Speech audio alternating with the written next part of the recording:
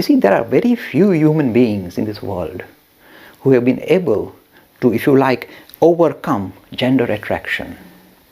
Very few. This Ramakrishna had 16 disciples, say monastic disciples in later times. None of them had risen above consciousness of the other gender. Just consciousness. This is the beginning, you get picked up there. And you know how Ramakrishna used to observe? It's all recorded, it's very unusual. He said, when I'm talking to the disciples and they're sitting here, if a beautiful woman passes by, they all sit up like that. You catch them. Without the disciples knowing, they sit up a little bit straight. You see, they are aware of a different gender passing by, and it is reflected immediately. He said, there are only two who were not at all affected. If they were lying even more like that, even if they two only. Out of all the disciples, two had been overcome this idea that is a different gender. They see other human being as a human being, not as a male or female. Only two, he said, out of all this, have managed to master that. And the two are Vivekananda and Yogin. He had overcome this ability, even though this poor guy was married off, he was able to master himself, see human being as human being and not as male and female. In later life, this yogin became the companion of Sharadamani because she would not feel shy with him at all.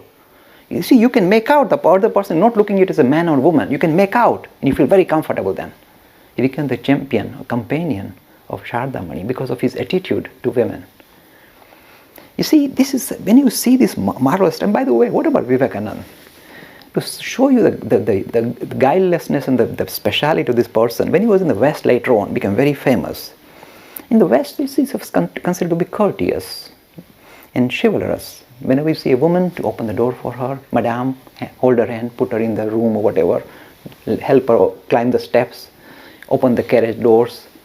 Vivekananda, by the way, you see, I'll talk about that in a minute. Vivekananda would never open any doors for any woman. And one said, but Swami, she said, look, why should I open doors? Are you disabled? So that blunt. You see, this is the first time you see no male chauvinism.